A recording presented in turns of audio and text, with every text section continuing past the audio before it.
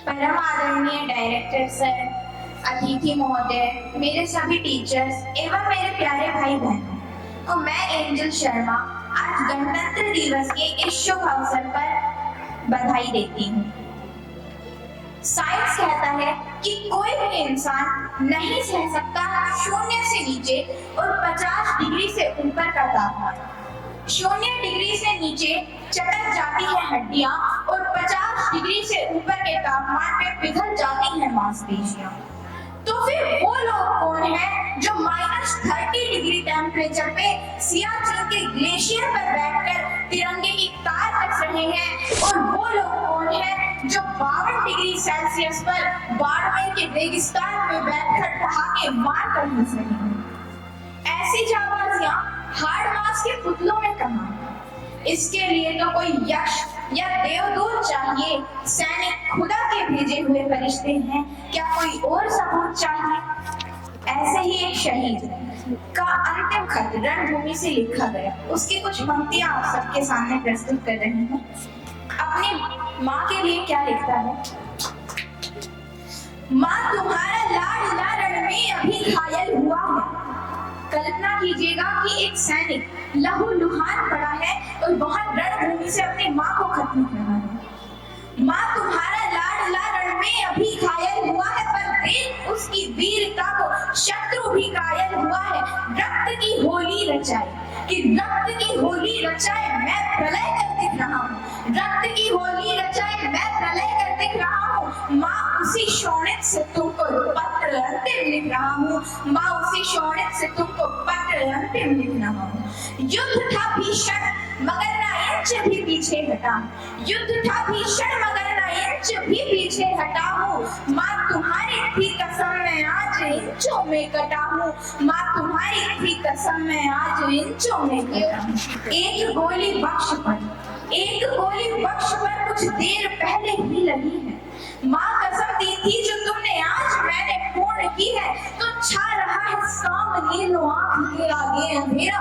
तो छा रहा है सामने लो आँख के आगे अंधेरा, पर उसी में दिख रहा है माँ मुझे नूतन सवेरा। पर उसी में दिख रहा है माँ मुझे नूतन सवेरा।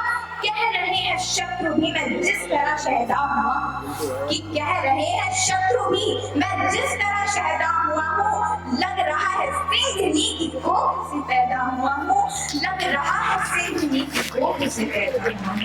ये तो हर कोई कहता है सैनिक के शहीद होने के बाद कि सैनिक चिर निद्रा में चला गया, लेकिन वो सैनिक अपनी माँ से क्या कहता है? यूं ना समझो माँ कि मैं चिर नींद लेने जा रहा हूँ।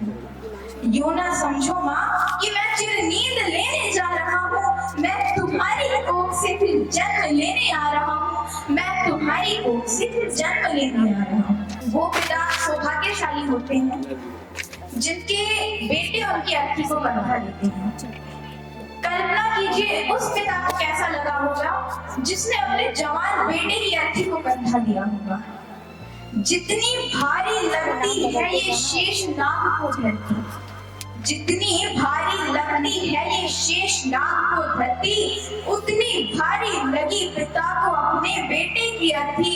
उतनी भारी लगी पिता को खुद बेटे की अर्थी। अपने पिता के लिए 2 पंक्तियां लिखता है, और क्या लिखता है?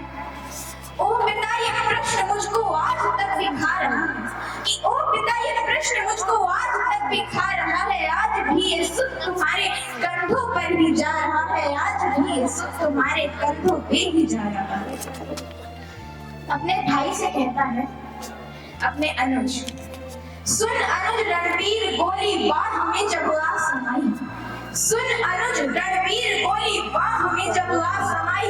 ओ मेरी बाई तुझा उस वक्त तेरी याद आई। ओ मेरी बाई तुझा उस वक्त तेरी याद आई।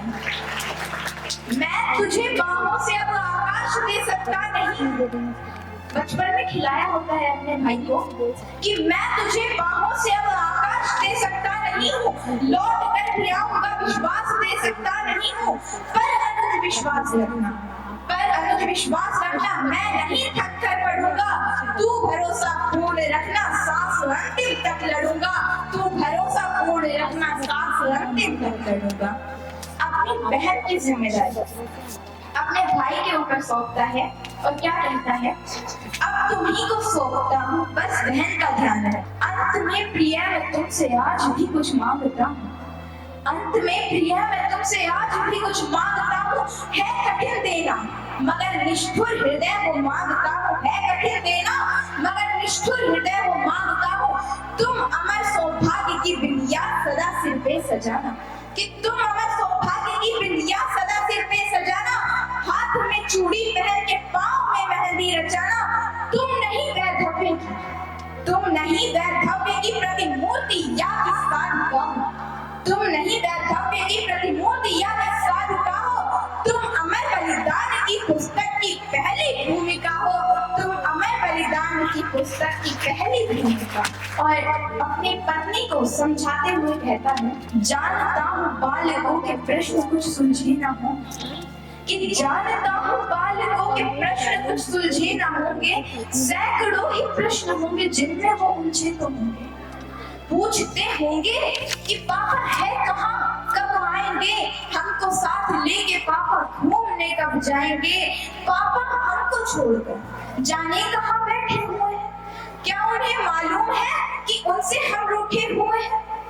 तो तुम उन्हें समझाना, तो तुम उन्हें समझाना कि यू जिद पे अड़ जाते नहीं है, तुम उन्हें समझाना कि यू जिद पे अड़ जाते नहीं है, और ज्यादा जिद करते हैं उनके पापा घर आते नहीं है।